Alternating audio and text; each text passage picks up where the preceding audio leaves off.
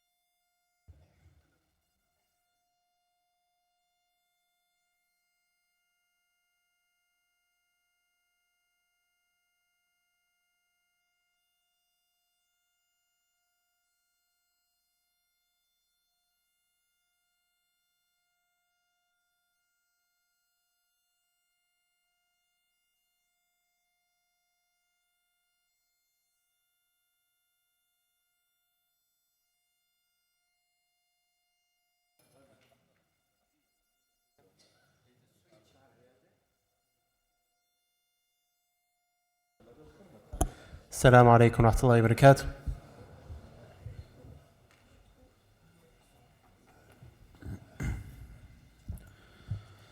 الله أكبر الله أكبر الله أكبر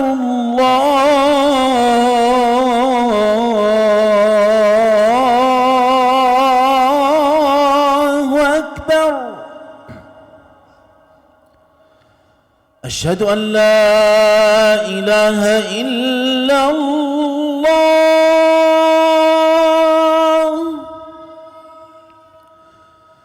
أشهد أن لا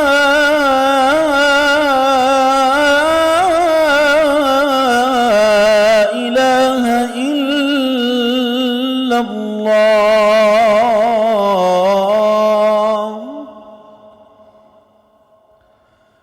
أشهد أن محمدًا رسول الله.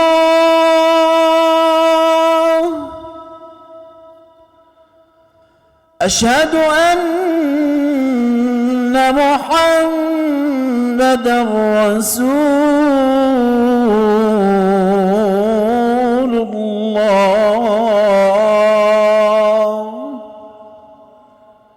حي على الصلاة.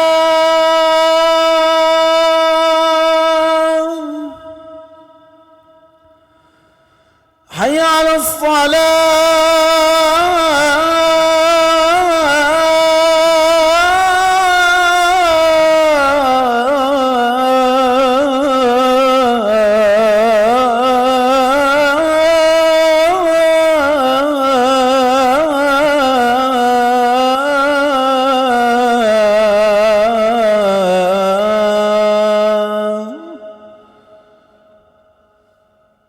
حي على الفلاح.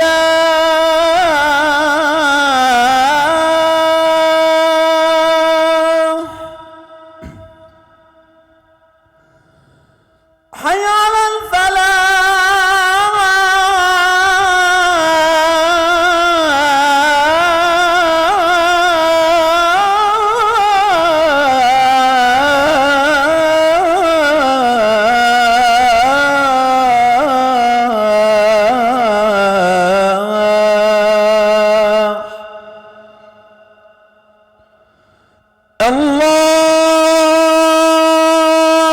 الله أكبر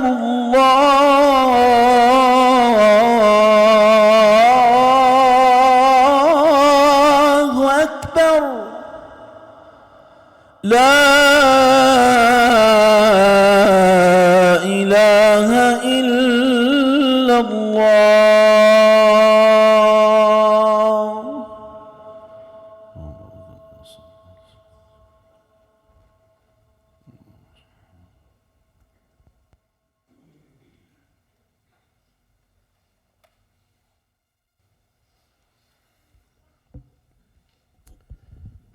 إن الحمد لله نحمده ونستعينه ونستغفره ونعوذ بالله من شرور أنفسنا من السيئات أعمالنا من يهده الله فلا يضل ومن يضلل فلا هادي له وأشهد أن لا إله إلا الله وحده لا شريك له وأشهد أن محمدا عبده ورسوله. قال الله في القرآن الكريم بعد أعوذ بالله من الشيطان الرجيم: يا أيها الذين آمنوا اتقوا الله حق تقاته ولا تموتن إلا وأنتم مسلمون. صدق الله العظيم. We begin by praising Allah. We seek His help, we seek His guidance, and we seek forgiveness in Allah from the poor choices that we make and the evil things that we sometimes do. Whomsoever Allah guides, no one can misguide them, and whomsoever Allah allows to be led astray, no one can guide them. And I bear witness that Allah alone is worthy of worship and that Muhammad is His last and final messenger till the end of time. Sallallahu alayhi wasallam. Allah says in the Quran, He says, fear Allah as He should be feared. Be conscious of Allah. Have God consciousness and die not except in a state of Islam. Brothers and sisters, we live in a rather interesting time because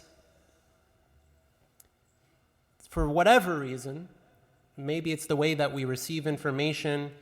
I've heard from a lot of people, I tend to go from masjid to masjid. I have heard that people believe that we're currently living what they think is the most difficult time to be a Muslim ever. And I've been hearing this a lot. And there's reasons why people feel this way. There are challenges locally where we have people turning away from the masjid. We have young people leaving Islam just as fast as people are accepting Islam. And people don't necessarily talk about this, but it's happening and people feel it. You know, the masjid is always only as big as how many people are actually praying and believing. And so this challenge shakes people. People are wondering, what is the future going to hold for Islam locally here in Southern California? And then when we look nationally and internationally, we think, well, are we currently in the middle of what might become World War III? And this is what was trending on Twitter this week. Everyone was certain that World War III would begin. Alhamdulillah, has not begun yet. We never know. I believe, the Pope slapped someone on the first day of the year, and World War III almost started on the second day of the year, so we're on a good track for 2020, right? So people get alarmed and people get scared. And then internationally, we understand that the situation facing Muslims has not changed for quite some time, where our brothers and sisters in Palestine, they're still being oppressed, and their homes are still being demolished, and they're still being kicked off their land by fundamentalists, people who are given the permission to do whatever they want with Muslim lives. And this pains us because our hearts are with them. But that's not the only struggle. There's still struggles of Muslims living in Kashmir, in Yemen, and Myanmar. And now we have learned recently, not too recently, but that there are still challenges facing Muslims living in China. I'm sure many people didn't even know that there were millions of Muslims living in China, if we're honest with ourselves. But there's many millions of Muslims, and we're hearing reports of them being, unless they reject Islam, unless they eat pork in front of someone with a gun pointed at them, that they're going to be killed. Unless they marry someone who they know is not Muslim. They're doing this to women, saying you have to marry someone who is not Muslim or else we're going to kill you.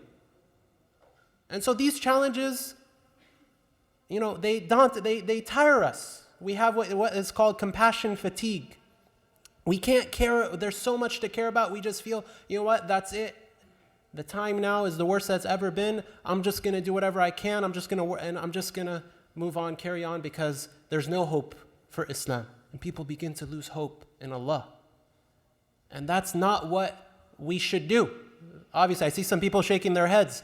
That's the reality of what's happening, but the reason why it's happening is because we are ingesting the wrong information.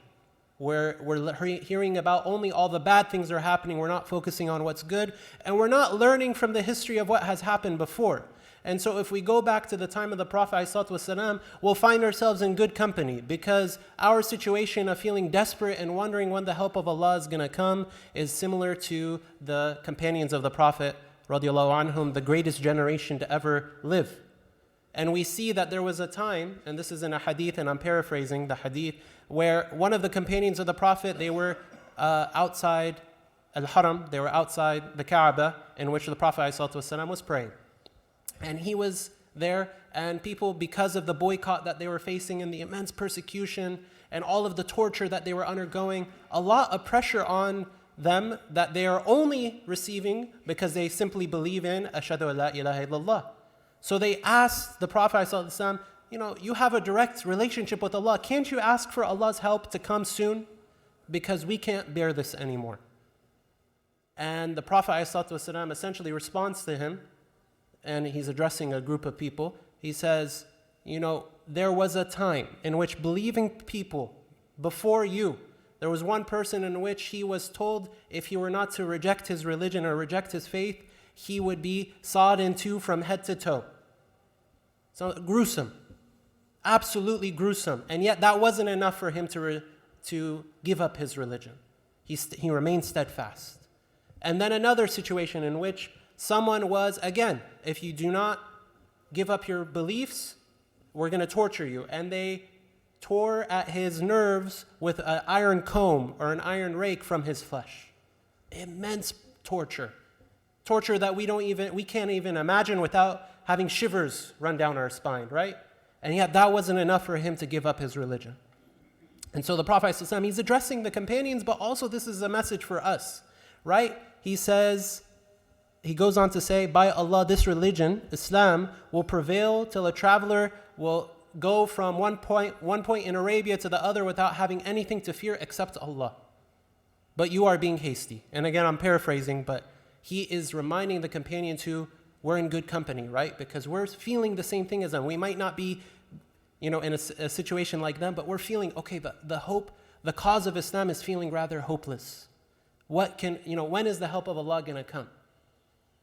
And the Prophet ﷺ said, it's coming, but you're being hasty. Remain patient. Another example we can learn from is actually the example of Salahuddin al-Ayyubi, one of the greatest leaders to ever walk the face of this planet, and he's recognized by everyone, not just Muslims in this regard. What was the situation of the Muslims before his claim to fame, as they say? There were two khulafa, there were two khalifas, and they were both working against each other. The Muslims were not united. You had politically, Muslim nation states working with non-Muslim nation states to sabotage and work against other Muslims.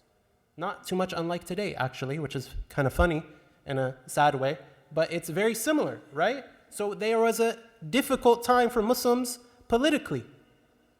Add on to that, when the Crusaders had come to Jerusalem and taken it over, they had slayed everyone, and they took no quarter. Some say that even they tried to find quarter, they tried to find safety on top of Masjid al-Aqsa, and even there, they were killed. This is not the situation we're facing today. And yet, even though things look so grim and things look so dark, somebody came. And a generation followed that person. A group of people followed that person and supported that person, and they worked together, and they spread peace. And they did it on Islam's terms. They didn't out-evil the Crusaders, or they did it through Islam. And so this is the model that we should be looking at. But in order to get there, we need to remind ourselves. We need to fix our own mentality. And again, focus on ingesting the right kind of information. So that starts with us wondering or pondering or discovering, why is it that Allah subhanahu wa ta'ala even created us in the first place? And for a Muslim, this is an easy answer, right? وَمَا خَلَقْتَ الْجِنَّ وَالْإِنسَ إِلَّا لِيَعْبُدُونَ. We did not create mankind and jinn except to worship Allah subhanahu wa ta'ala. So for us, it's easy. If someone asks us, what's your purpose here on this earth? It's an easy answer. How we're going to go about that is another question entirely. By worshiping Allah, that's a very broad, we could, yes, by praying Jummah right now, this is worship, but spreading good on this earth, being a good person, committing to good causes, these are all acts of worship, as long as we intend it to be so. After that, we should recognize that understanding that there is a creator should give us hope. It should give us hope. There's so much madness going on, as I mentioned in the beginning of the khutbah, so much peril, and yet there's someone who is going to hold every player in this story responsible for the good things they did and the bad things they did. So that should give us hope. That should give us confidence and serenity and tranquility and peace, knowing that no matter what happens, Allah subhanahu wa ta'ala is going to bring justice. I just want to make sure I'm on the side that's bringing justice forth, right? That's all I'm concerned with. It's much easier than wondering whether justice is even going to stand, right? All we need to be is steadfast. Allah subhanahu wa ta'ala says in the Quran, He says, وَلَنَبْلُوَنَّكُمْ بِشَيْءٍ مِّنَ الْخَوْفِ وَالْجُوعِ وَنَقْصٍ مِّنَ الْأَمْوَالِ وَالْأَنفُسِ وَالثَّمَرَاتِ وَبَشِّرِ الصَّابِرِينَ. Allah subhanahu wa ta'ala says, we're going to test you. We're going to test, for those of you who are seeking Jannah, you're going to be tested. We're going to take away things that you love. We're going to take away your wealth, your food, fruits, trees. These are the examples that Allah subhanahu wa ta'ala is giving. We're going to test you. This is part of the process. You have to be tested. And the difference between feeling tested and feeling punishment is actually, there's a distinct difference. And one of the teachers that I was listening to, he explained that when you are feeling that Allah subhanahu wa ta'ala is doing something to you and you turn away from Allah subhanahu wa ta'ala, you lessen in your worship, you're taking it as a punishment. But if you feel that, for example, someone in your family passed away, or you didn't get that job that you really wanted, or whatever challenge that you're going through, if you are in that situation, you take that as a test, you're going to increase in your worship. You're going to say, okay, now I'm going to start praying Fajr at the masjid because I want Allah subhanahu wa ta'ala to bless me and reward me. I understand that this is a test and I'm going to turn to Allah. I'm not going to necessarily turn away. So it's important to make that distinction between being tested and being punished. Muslims, if we always believe that it's simply a test, we have it easy. All we have to do is remain steadfast. Allah subhanahu wa ta'ala says about those people, He says, الَّذِينَ إِذَا أَصَابَتْهُمْ مُصِيبَةٌ قَالُوا إِنَّ لِلَّهِ وَإِنَّا إِلَيْهِ راجعون. When a calamity strikes them or befalls them, they undergo some sort of hardship, they say, Inna lillahi wa inna ilayhi raji'un. To Allah do we belong and to Him do we return. Whenever we're in a situation of hardship, we have to understand that simply we belong to Allah. Our lives here in this dunya, this is just a rest stop, but we're here because of Him. The cause of our existence is Allah. And that should give us peace. And we should just simply recognize that, if Allah subhanahu wa ta'ala decides to take a loved one from my life, which is it's a huge challenge. I wouldn't wish it upon anyone. However, a patient person will take that and say, Inna lillahi wa inna ilayhi raji'un. That person, it was their time, and there's a reason for it.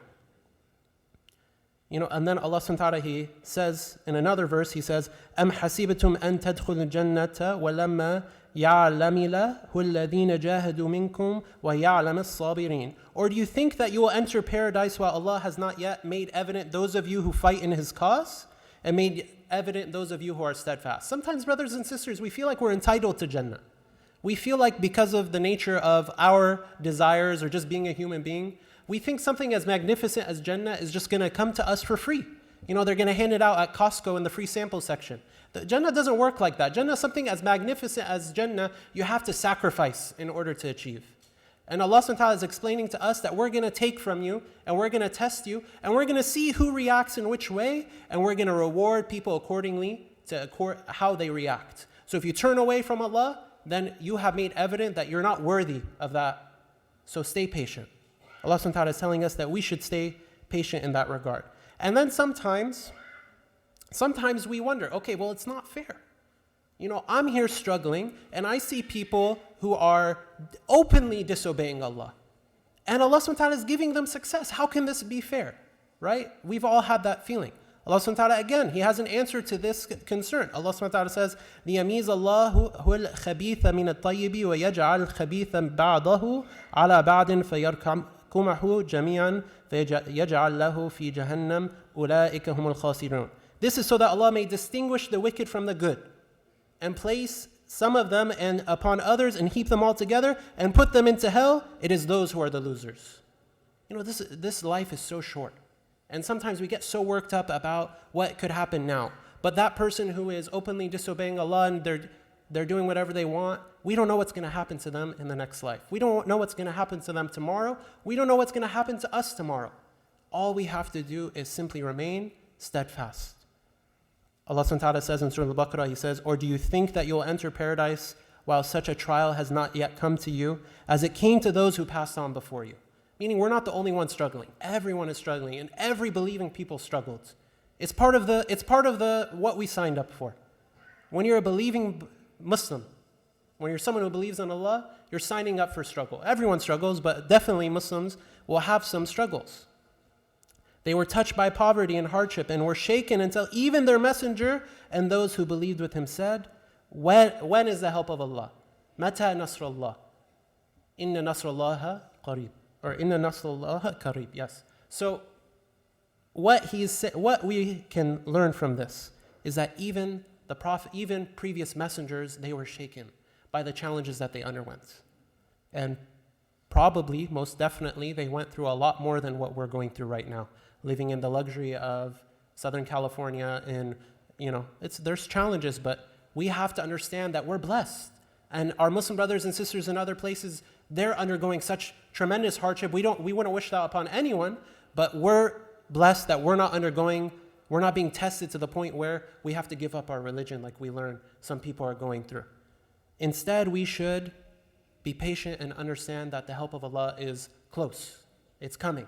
And we should keep reminding ourselves. And there's no way that I can better demonstrate this understanding that, you know what, sometimes we don't always know what Allah subhanahu wa ta'ala knows, and we're not even capable of knowing, from a story from Surah Al-Kahf. I'm not going to get into too much detail about it because it's quite a lengthy story, but it's the story of Al-Khidr and Musa alayhi salam. Essentially, I'll jump through it as fast as I can. Musa alayhi salam, he's feeling rather confident as being a knowledgeable person. He thinks he knows it all because, and rightfully so, he's been believing in Allah for quite some time and he's a messenger of Allah. I think he has it pretty safe to say he knows a lot, right? But Allah subhanahu wa ta'ala sends someone to him so that he can humble him and says, you know what, there's someone out there, Al-Khidr, he knows more than you, go talk to him because there are things he knows that you don't know. I've given him knowledge that you don't have. So Musa alayhi salam goes to him. They agreed to travel with each other, but Al-Khidr essentially says, listen, when you come with me and you learn from me, I'm going to give you 3 strikes. If you break 3 strikes and you're out. That's not actually what he said, but that's the fast way of explaining what the agreement was. So they go. The first thing that happens is they're on a boat. Good people offer to give them safe passage on this boat for free. Amazing people, right? Al-Khidr, he goes down to the bottom of the boat and he sabotages it. And Musa alayhi salam, why? Why would you do this? These are good people. That's strike 1. Later on, Al-Khidr, he murders a child in front of Musa alayhi salam's eyes. Now again, Musa alayhi salam, he's someone who, when he saw someone being oppressed, he punched him in the face and he accidentally killed him. So that you have to imagine that Musa alayhi salam, he's restraining himself a great deal. He's like, okay, this is someone who knows more than me, he just murdered a child in front of my face. He has to say something. What are you doing? That's strike 2. Later on, they find themselves in a village where they're being denied the usual help that travelers are afforded. The culture is when you have a traveler coming in, you understand that they're going through a tough time, you try to help them out a little bit. But they found themselves in a village where they weren't offered anything. And yet, Al-Khidr, he goes and he repairs a structure. They had some wall or something like that. He repairs it. Musa alayhi salam, he's like, okay, you're making my travel experience really rough right now. I got to ask you about this. He said, okay, what are you thinking? He wants to try and understand. There's nothing wrong with that. But the agreement, he broke the agreement. So Al-Khidr says, this is where you and I part ways. Let me explain. The first story of the boat. The first story of the boat is that if after we were on that boat, a king would come, and if that boat was in good shape, he would have ransomed that ship and taken it. So actually, I was protecting the ship. You thought I was harming these people? I was actually helping them.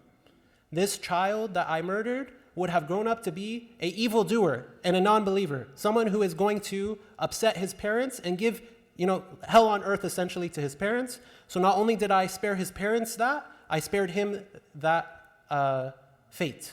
And instead, those parents, they had another child who would eventually be, a God-fearing child that would be good to his parents. So it's a win-win-win, right? Something as murder, you can't expect a win-win-win from murder, but only Allah has that knowledge, right? And lastly, underneath that structure, there was some treasure. He wanted to save that for better people. So by repairing that structure, he was saving it for people that would come later on in time and would do more good with that wealth than the evil people or the bad people that were living there. So what we see is that Allah subhanahu wa ta'ala has knowledge that human beings sometimes don't have. Rightfully so, right? When you put it in these stories, it makes sense. Sometimes things don't make sense to us right away. A child is being murdered in front of us, anyone would cry out, right? But there is still some sort of method to the madness, as they say. The easiest way to put it is to compare it to the doctor that is giving a shot or an immunization to a baby. The baby's looking at this doctor like, what are you about to stab me with? And is crying and is feeling the pain and doesn't understand that, these antibodies are going to enter my body and protect me and protect my society from potentially fatal diseases. All it sees is pain, right? But it doesn't understand that, with this pain is coming a lot of benefit. So this is the way in which we need to understand that Allah's will and Allah's plan. We have to understand that, a lot of times when we're faced with these challenges, they're for our own good. And there is a reason for it. And we should be confident and know that, the help of Allah is coming and I want to be a part of that solution. I'm not just going to sit around and wait. What can I do to bring that solution about? So we ask Allah subhanahu wa ta'ala to give us patience, and we ask Allah subhanahu wa ta'ala to make us a part of that solution. Now's a good time to repent. أقول قولي هذا فاستغفر الله ولهم فاستغفروه إنه هو الغفور الرحيم.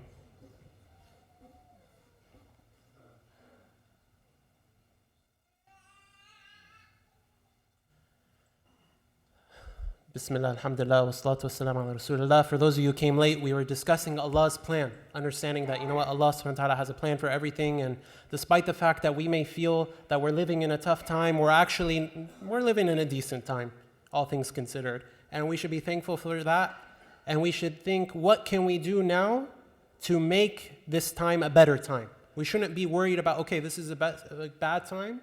We shouldn't be complaining. We should be thinking, what can I do to make this a better time? And the first thing is addressing the problem in which we receive information, I believe is the number one thing that we can do personally. Because the way that we receive information, even about our own struggles, but then there's human struggles after that. Climate change, all these political problems that we live in, problems with the economy, these are all things that are Muslim concerns. And yet it can feel like it's too much. We have what is called compassion fatigue, as I mentioned, I believe. So we need to become focused in what we work on. We can't be distracted by all the problems. We need to be focused. And we should start, I believe, our focus local. That's what's healthy, to start in a local focus that benefits our community and focus on making changes that affect our own spheres of influence. And if I'm really going to push what I believe, we should all push our spheres of influence and base it out of the Islamic center, the masjid. I believe when people call it the Islamic Center, it's for a reason. The Islamic Center of South Bay, I believe the word center there is very intentional. It is so that it can become the center in which the Muslims come and they base their operations of spreading good here on this earth out of. MashaAllah, I've seen and I've been here a few times. You have a beautiful building. It's time to put that building to work. It's time to put that building to the test, but it requires people.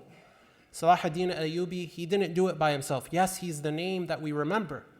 He's the name that is attached to that legacy. But it was an entire generation of people that made that difference. So everyone needs to get to work. We're not waiting for Salah ad-Din to walk in the door and we're all going to be like, okay, we're ready, and give him the salute. No, it's a more organic process, and it starts in our own hearts. It starts in our own selves, and we have to start there and make ourselves better Muslims first, better workers, and better community members. So with that, one last warning is that we have a lot of people coming, trying to be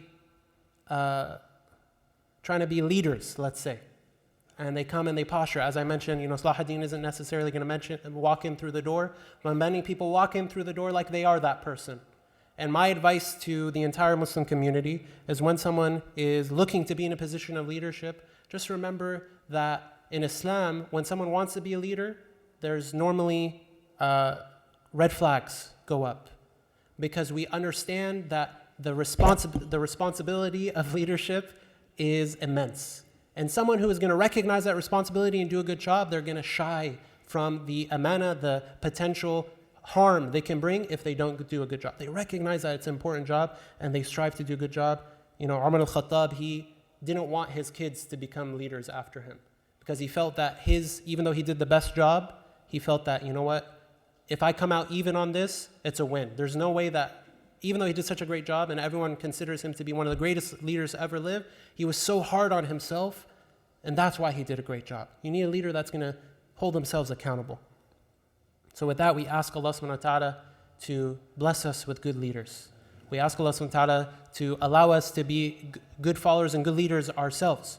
We ask Allah subhanahu wa ta'ala to give us patience. We ask Allah subhanahu wa ta'ala to recognize Allah's plan and to remain steadfast and take every test as a test and not as a punishment. ربنا آتنا في الدنيا حسنة وفي الآخرة حسنة وقنا عذاب النار رب اغفر لنا ولوالديك المؤمنين يوم يقوم الحساب ربنا لا تزغ قلوبنا بعد إذ هديتنا وهب لنا من لدنك رحمة إنك أنت الوهاب وقيم الصلاة.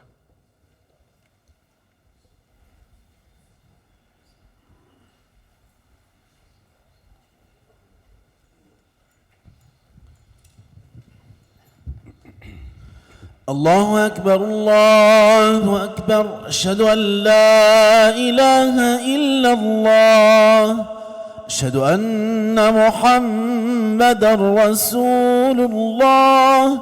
حي على الصلاة حي على الفلاح، قد قامت الصلاة قد قامت الصلاة. الله أكبر الله أكبر، لا إله إلا الله. دائما لا إله إلا الله محمد رسول الله. عليها نحيا وعليها نموت. استقيموا إلى الصلاة يرحمكم الله. استقيموا واعتدلوا، أثابنا وأثابكم الله. وجهوا قلوبكم إلى الله. الله أكبر.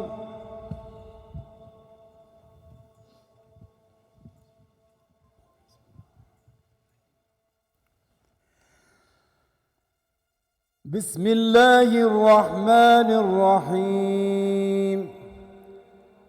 الحمد لله رب العالمين، الرحمن الرحيم، مالك يوم الدين. إياك نعبد وإياك نستعين. اهدنا الصراط المستقيم، صراط الذين أنعمت عليهم غير المغضوب عليهم ولا الضالين.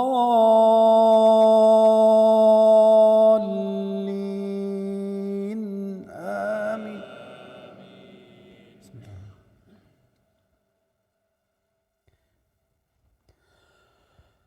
الحاقة،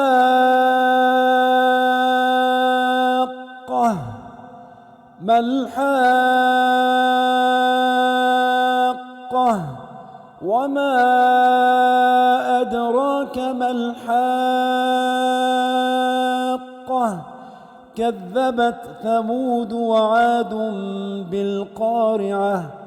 فأما ثمود فأهلكوا بالطاغية، وأما عاد فأهلكوا بريح صرصر عاتية سخرها عليهم 7 ليال و8 أيام حسوما، فترى القوم فيها صرعى كأنهم أعجاز نخل خاوية، فهل ترى لهم من باقية. وجاء فرعون ومن قبله والمؤتفكات بالخاطئة، فعصوا رسول ربهم فأخذهم أخذة رابية. إنا لما طغى الماء حملناكم في الجارية لنجعلها لكم تذكرة وتعيها أذن واعية. فإذا نفخ في الصور نفخة واحدة وحملت الأرض والجبال فدكتا دكة واحدة، فيومئذ وقعت الواقعة. وانشقت السماء فهي يومئذ واهية، والملك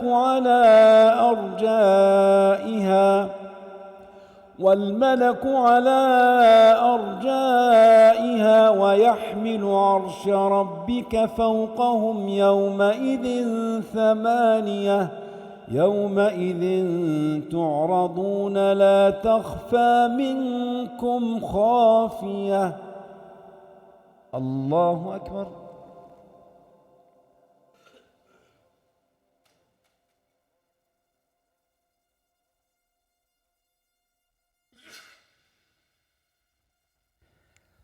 سمع الله لمن حمده.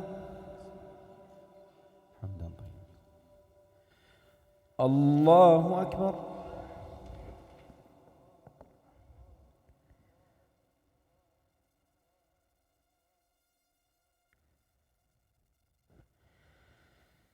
الله أكبر.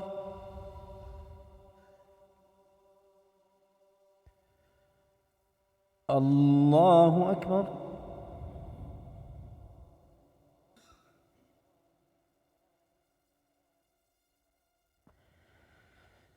الله أكبر.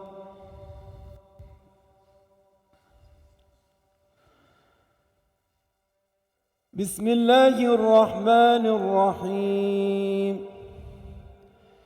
الحمد لله رب العالمين الرحمن الرحيم مالك يوم الدين إياك نعبد وإياك نستعين اهدنا الصراط المستقيم صراط الذين أنعمت عليهم غير المغضوب عليهم ولا الضالين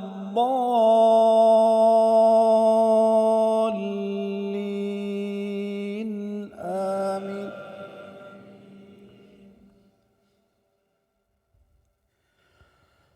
فأما من أوتي كتابه بيمينه فيقول هاؤم اقرءوا كتابيه إني ظننت أني ملاق حسابيه فهو في عيشة راضية في جنة عالية قطوفها دانية كلوا واشربوا هنيئا بما أسلفتم في الأيام الخالية. الله أكبر.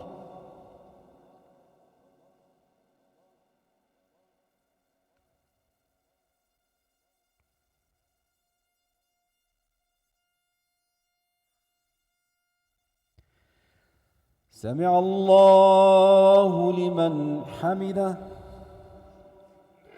حمدا طيبا. الله أكبر.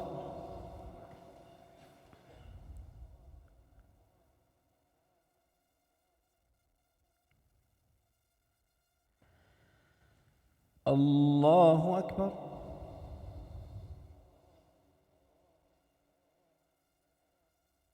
الله أكبر.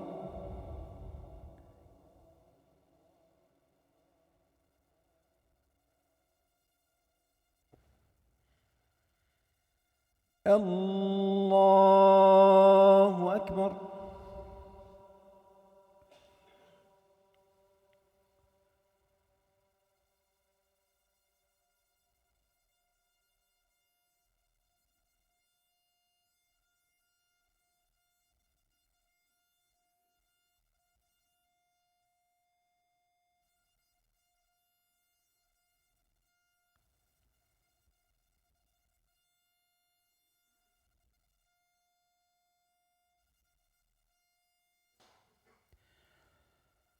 السلام عليكم ورحمة الله.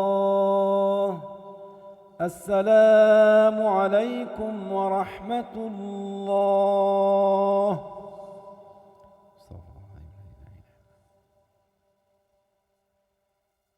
Assalamu alaikum. So thank you to Brother Omar Elsyed today for his khutbah on understanding Allah's plan. Inshallah, tonight, Sister Sakina Mary will join us for family night, and her topic is intentional living. And next week's khatib will be Brother Adil Syed. So starting next Tuesday, January 14th, the ilm classes will be back at the center. And inshallah, the topic will be Tafsir of Surah Al-Mulk by Sheikh Dr. Ahsan Saeed. And also, this class is free for the public, but with these classes comes with some cost. So if you want to donate, feel free to reach out to one of us, and there will also be a link online to donate as well. This Saturday, there's a Seniors and Friends group has a program from 10:30 a.m. to 1 p.m., and the topic is Herbs and Oral Hygiene by Dr. Rasul Patel. And refreshments and tea will be served as well. Girl Scouts will be having their first meeting next Thursday, January 16th at 6 p.m. So please feel free to bring your girls to that scout. So on January 25th, from 5:30 p.m. to 7 p.m., there's going to be a Roots of Islamophobia in India talk by Professor Hatem Bazian, and he's coming from UC Berkeley. And dinner will also be provided as well. Homeless feeding will be at ICSB on Sunday, January 26th. And there's 500 sandwiches that need to be donated, so please donate to that too, inshallah. And there's a free mobile clinic at ICSB at the second Sunday of every month. And also there will be an ICNA relief table outside from Brother Omar Elsyed. So make sure to register your kids for the ICSB Quran Academy. And also, Green Hills Memorial Park will have some Muslim burial plots. So if you're interested, please contact Brother Rohan. Lunch is always served downstairs from now on, so if you want to buy some lunch, please go downstairs. So if you guys are interested in joining any committee at ICSB, there's going to be a booth outside where you can sign up, put your email, put your name and everything, and we will also have a Google form as well to send you guys. And if you have any questions, please visit the booth outside and please sign up your email so we can get you started with our weekly newsletter. And all the flyers for these events I mentioned will be passed outside, so please feel free to grab some. So please make dua for those who are in need and those who are sick. Little girl Imani is sick. And please make dua for those who passed away. Brother Jawdat's father passed away and was buried yesterday. And Brother Humayun Ansari also passed away this week. So we'll make dua for them, inshallah. اللهم اغفر للمسلمين والمسلمات والمؤمنين والمؤمنات الأحياء منهم والأموات. اللهم أعز الإسلام والمسلمين وأذل الشرك والمشركين وأعل بفضلك راية الحق والدين. اللهم انصر من نصر الدين واخذل من خذل الدين. اللهم لا تحقق لأعدائنا غاية ولا ترفع لهم راية واجعلهم لمن بعدهم آية يا رب العالمين. اللهم اشف مرضانا وعاف مبتلانا وارحم مبتلانا وارحم موتانا وأكرم نزلنا ووسع مدخلنا. اللهم اهدنا واهد بنا وعافنا واعف عنا. اللهم اهدنا واهد بنا وعافنا واعف عنا.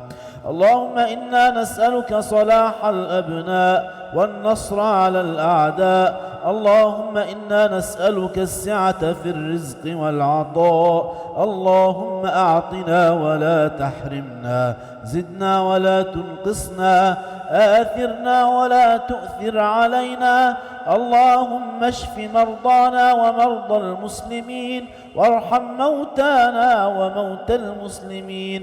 اللهم اشف مرضانا وعاف مبتلانا وأكرم نزلنا ووسع مدخلنا يا رب العالمين.